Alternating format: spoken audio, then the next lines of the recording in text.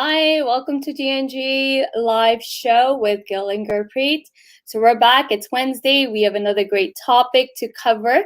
So today we're going to be talking about mismatched job titles. It's a topic that it's a very interesting topic, given that so many organizations do this unknowingly, or whatever the case is. A lot of times it's unknowingly done, or a lot of startups do this either to attract talent or can't afford talent, so then they lower the job title. So we thought that was a really important topic that we go into details about, the impacts, as well as, first of all, like why this happens, and then the deeper level of the impact it can have on the organization and employees itself as well. So let's start off the show diving deep into this topic, as always, with Gil. Thanks. Yeah, this is a really fascinating topic. And for me, in the business world, my introduction to the idea of mismatched titles came back to one of my first consulting gigs when I was working for my dad many, many years ago. And back then, because I was young and didn't know anything, and now I'm a little older and know a couple of things more, but still not much.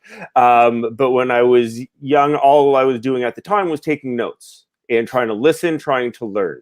And so the project I was working on with my dad was we were doing behavioral competencies for a company that was about 350 people. But the thing about it was, for such a company, there was the manager role, the senior manager level, the director, senior director, VP, and senior VP levels, all in a 300-person company.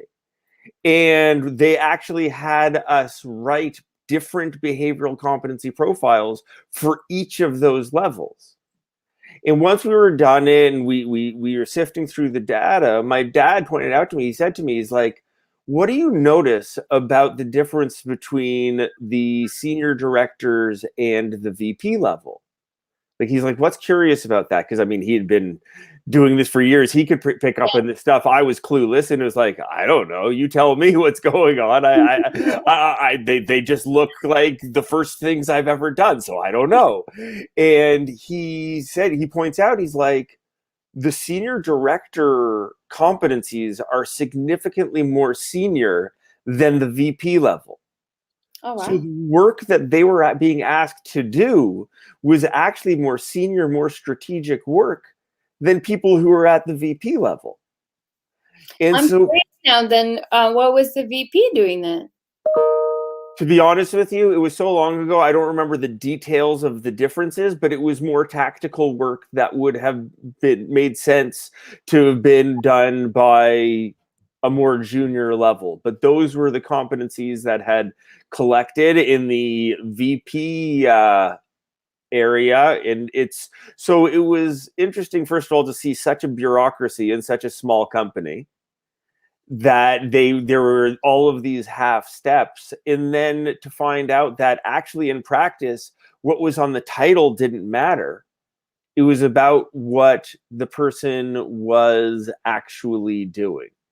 And I was thinking about this topic as we were, after we agreed on it.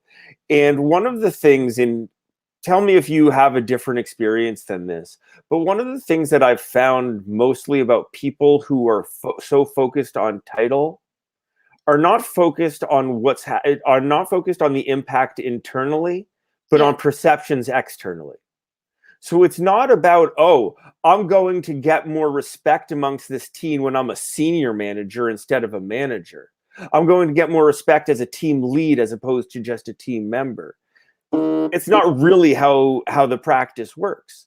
But when people are thinking, oh, I'm trying to impress a parent, or I'm trying to, far too often, look at my next role, right? Because that's a lot of times people are so focused on what their title is instead of focusing on what they're doing within their role, or thinking about how it looks on their resume. And tell me if you found that experience as well, or if you see it differently. I see it a little bit differently, in a sense that this is the non-HR now talking, me as a individual. I've never cared about titles, to be honest. I've never cared. When I was looking at job opportunities, because in my first job, it happened to me that my title did not match my true responsibilities, because I involved so much over the months in being in that role that I outgrew the HR assistant role into, like, say it was an HR journalist, but the organization was just structured like that. You had a manager and an assistant in each facility, right? So because right off the bat in my career, I faced that I just stopped looking at titles and I focus on the role, what I will be doing, and what I can make out of it when I was in the role. So I never, ever once cared about job titles in my entire career, because I didn't think they ever truly spoke of you and what you can do and what you're doing in the role. On the flip side of it, I think job titles should, going through what I went through, I think job titles should truly reflect what you're doing. Also, you should be compensated for what you do. And I think a lot of times companies, when they're mismatching, they may not mean to mismatch it.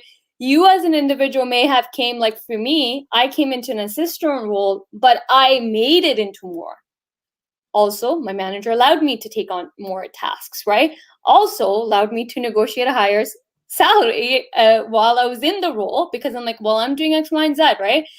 But my title didn't change. But I think with the titles, I think we should be looking at each individual's roles, and we should be pairing the titles correctly.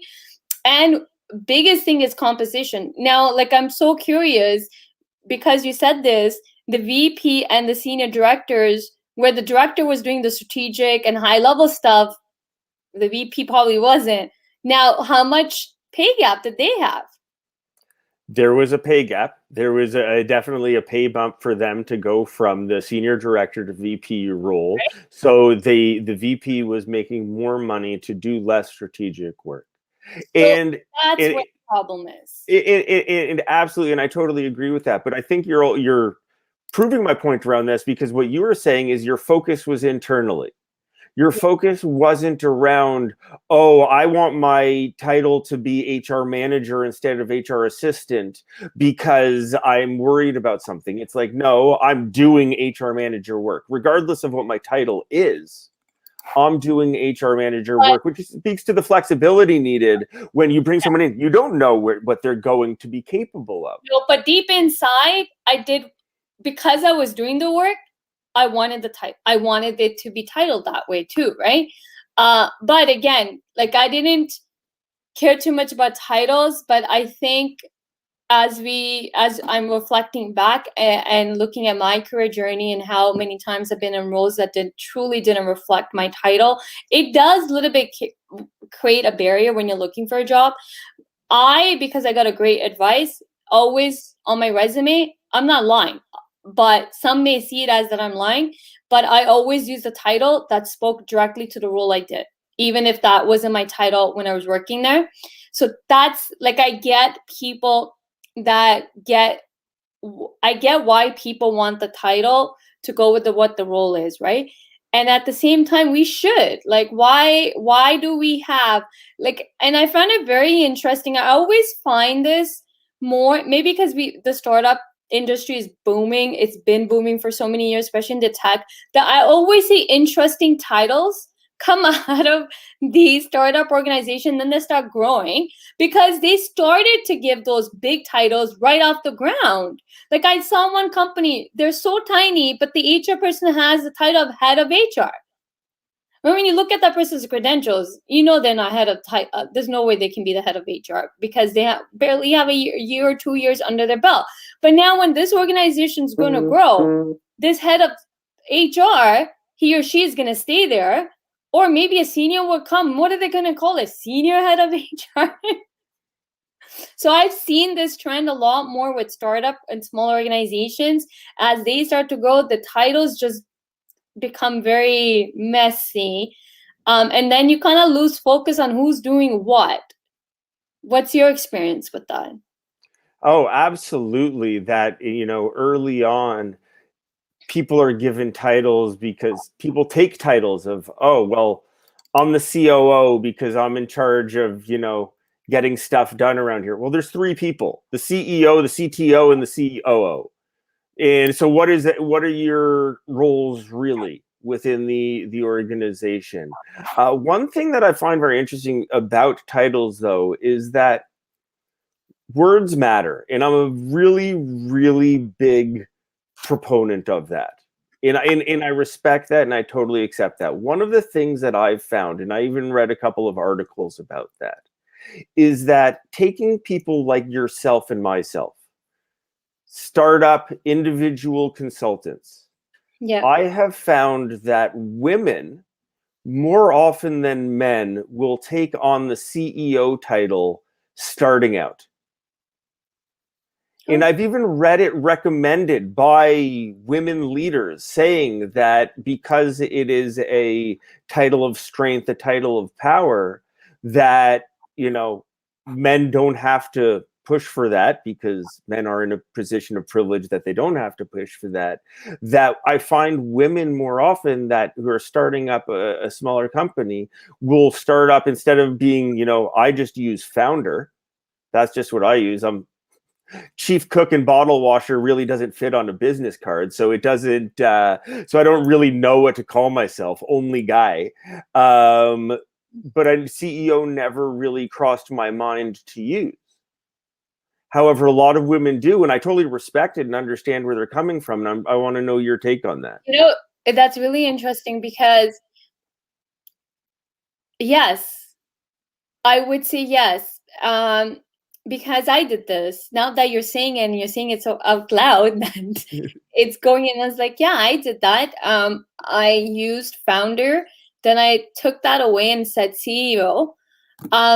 And my mindset, and I can't speak on every woman out there, but I just thought that people would take me more seriously when I'm going to potential client meetings. And yes, being a female, and on top of that, being a colored woman, there's a lot of obstacles meeting with men. Like, are you going to be taken seriously? I look really young, and that's another thing that goes against me even today. I don't look my age, and I'm proud of it, but a lot of things start going against you. And I think females, like, when we become entrepreneurs, I think we have to use these titles. I know I did. I don't anymore, because I don't think it truly reflects what I do. Like CEO, I'm doing consulting. I'm helping with HR strategies. So I eventually let it go. But yes, in the beginning of my entrepreneur journey, I did started using CEO just to come across that I'm smart. I can do X, Y, and Z. I can sit on the table with you guys and all that stuff, where men don't have to have that. That's just naturally given to you, right? Like, where as females, we're never seen as someone that can start a company. Like, it's just sad, but it's the truth. And then I think when you start becoming an entrepreneur consultant, as a female, you'll do whatever you need to do to get that respect, to be seen, is taken seriously. And if it means to use the title CEO, then you use the title CEO. It's just, I feel like as a female's kind of, times have changed, but I'm talking about when I started.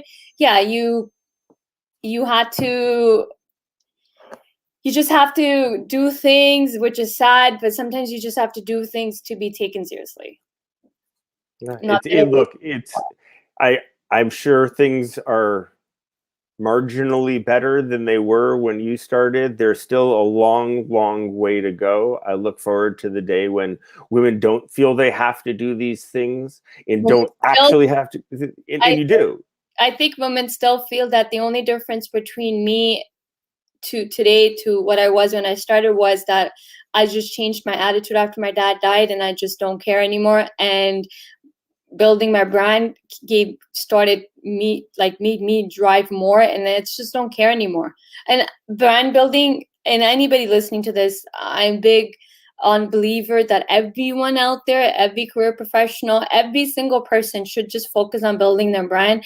And then you'll notice that all these little things don't matter anymore. Like, I don't care about titles anymore. I don't care about anything, because then your brand just, like, when the more focus you on being you and your authentic self, and willing to speak out loud on clear matters, what matters to you. And I'm grateful for having LinkedIn Live, because it gives me the opportunity to speak and people can see who I am and what I can do. That you eventually get to a place where you just don't care about title. And I'm at that place now, where I don't care about titles. But that doesn't mean that I would hire somebody and not give them the proper title for the work they're doing. And going back to titles, mismatching. Now, mismatching can happen easily where you didn't start off with mismatching, but because someone evolved so quickly into the role that it didn't cross your mind that, hey, let's reevaluate your role and see what truly you're doing, and then make the changes that are necessary. And I found that a lot with smaller organizations happen a lot, where because people are wearing multiple hats, it's easy to lose track of who's doing what and how many additional things someone has taken on, and then sit there and, like, working with smaller organization, I can speak on this because I work with smaller organization, how many times I have to go and restructure the whole org structure because everything has just, like, this person's doing this and there's so many hands in the cookie jar, and then who's doing what, and then you kind of have to start streamlining all this, and which ends up costing the company a lot. But I think that one of the biggest thing why mismatch in companies can happen in the smaller startups is because people tend to be doing so many things because, you're limited, right? But then no one's actually taking a step back and saying, well, let's evaluate and see what's happening and who's doing what, and start to position the roles properly. Yeah, and the reality is, especially with the startup, right? What a person's doing one day and 6 months later and 6 months after that can change dramatically depending on how things are going. So it makes it very difficult to actually give a person a real title early on, because it's constantly changing, and there is role and responsibility drift of, oh, can you pick up this task? Can you pick up this task? And all of a sudden that becomes a part of their role and a part of the structure, which becomes maladjusted moving forward, which then requires you to come in and help fix that. So I totally agree with that. I have a question for you, and this is an area where I'm still trying to figure out the right answer, but I know there's it's a slight difference in nuance that you and I see, is that you're a strong believer that if a person does not have direct report responsibilities, they should not have manager in the title. No, I yes and no, but I will go like 90% of me believes that. Also because being in HR law, like, I have to know the law, and what law dictates is totally different than what companies are doing. So let me talk a little bit about why I believe that if you're not managing someone, then you shouldn't call them managers. Under the law, so in Ontario Employment Standards Act, managers is considered someone that actually just manages people, not doing any of the work. They're just managing people, right? So when you are managing people, then you're not entitled to overtime. But what's happened, so Employment Standards Act is also outdated because the reality is managers are working. Managers do supervise other people, but then in some companies, you're given a manager title because of the manager level responsibilities, and you may not have a direct report. But then these managers are being misclassified because then the manager's not getting overtime because everybody's kind of conditioned to, well, I'm a manager, so I can't get overtime. So that's where the disconnect is happening. And that's why I don't agree that, hey, if you don't have direct reports, then kind of like don't title them manager, because then they're not managers. Because true definition of manager is someone that manages people, managing people and their work to make sure that the work's being done efficiently and all that stuff, right? I'm going to go a little bit deeper on the titles because I don't think we covered this part. Is a lot of times, now I know I'm going a little bit off. I've answered your question. I'm going into something else because I don't want to lose this thought that coming into my mind right now. Other reason why I've seen companies mistitle jobs is because smaller companies classically do this, and I've seen this happen so many times that they want a manager level, but they can't afford it. So what they do is they change the title to like a specialist or something and remove the manager, but the job description is the same. And then what happens is they're targeting people at the manager level, but they want to only pay them below the manager. And this has happened. I've seen this happen so many times. I personally have not gone through this, but I know people that have. Recently, a few people who I've been coaching have gone through this as well.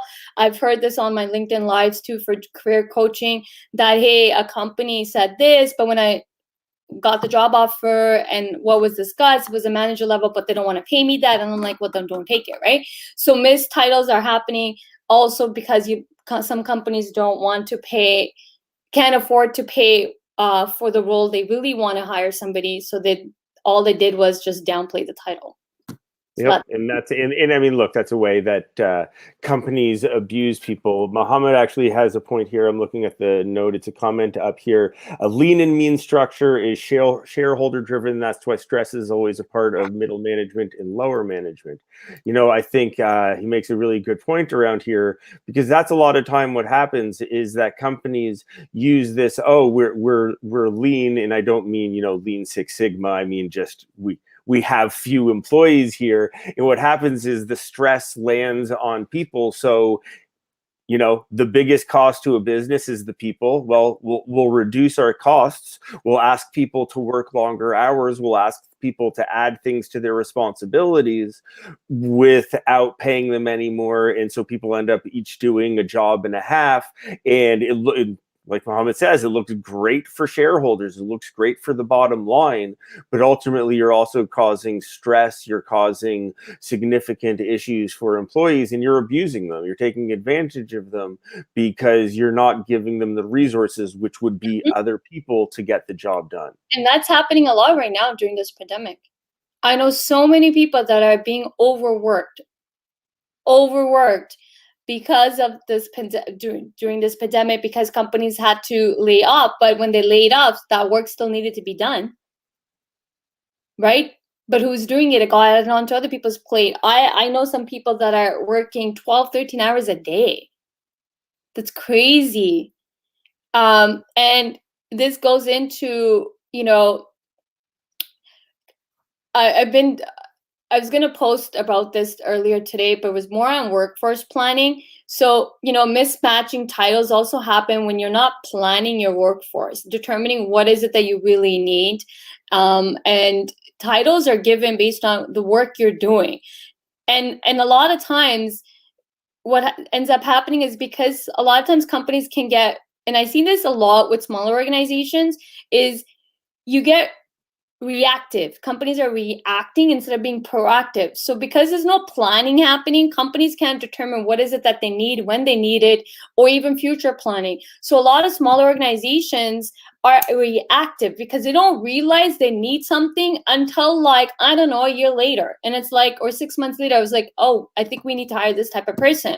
And the only time they also realize this is when the employees are maxed out. And it's like, yo, I can't do this anymore. I can't be working 10, 12 hours a day. And then it's like, okay, well, let's look at who do we need to hire. But then no one is actually doing any analysis of any, like it's called job analysis. And then determining, okay, you know, what needs to be hired, who's doing what, and what can be taken off each people's plates and so on. So I think it's lack of planning. Well, I think what you're speaking to also talks to a bigger issue that I found in a lot of smaller organizations, is that you start up with a few people and an idea who aren't necessarily professional managers, have never taken leadership training, don't understand how to design an organization, have no comprehension of any HR practices or policies or anything like that.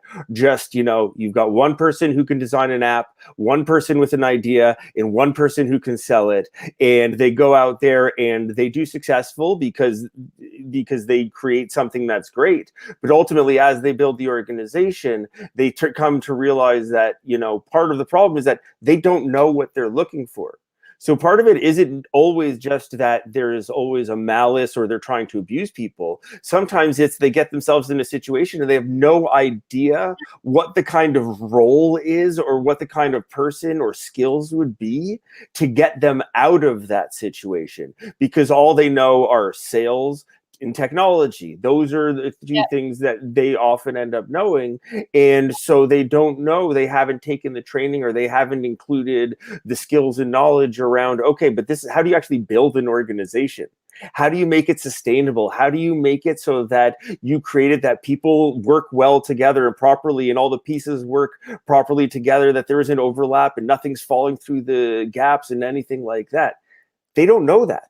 No, they have no idea about that. Also don't want to get the help in the like a lot of startups, no fault to them, but again, it goes to the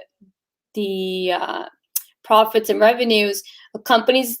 Like I'm a believer that every company, and I've talked to so many startups, that you need to, the best advice I can give to any business out there in startups is when you're forming a startup and you're creating a board of directors, your board of advisors, have an HR expert be part of that board. This is where I found over the years so many startups are losing out by not having an HR advisor on the board. You should not just look at sales, finance. Everybody thinks of sales. Everybody thinks technology, sales, accounting, and everything, but no one thinks of HR. No one thinks. And smarter companies that have thought of HR and made them part of the advisor board has succeeded successfully and have grown their organization. So any startups out there listening, smaller organizations, as you start to form those board of advisories, your advisors, one of them you should have an HR person be part of the board. I will actually add to this because we're about to wrap up in a moment here. But one thing I want to add to your point is that the earlier you do it, the better off you are, because you start thinking around ways in which you're designing the organization and creating your people practices that will save you time and money. It's a lot easier to change it when things are uncertain early on. You haven't settled into the ways of doing things. Whereas once things are settled and you're 30, 50, 75 people deep, and then you find out that you have these structural issues, it becomes a lot more timely, a lot more painful, and a lot more costly to correct these issues that you're unknowingly created. So that's the last thing I do want to add about that issue. I totally agree with you. I want to add just two stats, exactly what you're saying. Two stats. One, it cost organizations $7,000 a day to not have the right person working in the organization. It costs anywhere $300K to $500K for having lost an employee. For it, like not having the bad hire decisions can cost organization $300 to $500K, and not having the right candidate working for your organization, that is a cost of $700 every single day that you don't have the right person working in your organization. Those are big numbers, which I was actually looking at before doing the show today. I was looking at these stats, and it's mind-blowing how big these numbers are. And the biggest advantage smaller and startups have is to have an HR person be part of your board of advisors. And it shouldn't be an aftermath. And I agree with you, when you're not thinking about organizational design from the start, the minute you are running one or two people, you should have it, because you're spending so much money after the fact, right? It's harder to go undo the damage. It's going to cost you more. That's why we exist. Hey, we're gonna make more money, right? But the thing is, we're also here to help you start off your organization on the right track, on the right foot, so you can make more money. You shouldn't be spending more money on backtracking and fixing things. And hiring is one of the most crucial parts of any business to grow successfully. You can't grow successfully without having the proper people working in your organization, and then retention. And job titles, the last thing I want to add is, I know we are at the mark, is the other reason there's a mismatch is because people also negotiate job titles as part of their composition or a job negotiation. So some companies will give the title if they don't have to increase the pay. Okay, fine, take it. Like, what do I have to lose, right? So that's one of the other reasons that missed job titles do tend to happen as well. On that note, we will end our segment because we don't want to go over it. So if you have any questions about what we talked about, feel free to reach out to Gil or myself. If you have a topic that you want us to cover, please feel free to reach out to myself or Gil. Also, open invitation to any HR professionals, business owners, startups, lawyers, employment lawyers. We are looking for guest speakers to come on our show to cover any different topics related to employee experience, culture, HR, anything related to organizations that anyone can benefit. Feel free to reach out to Gil and myself. On that note, we will see you on Wednesday, same time, 1:30, with a different topic that we'll be talking about. Bye for now.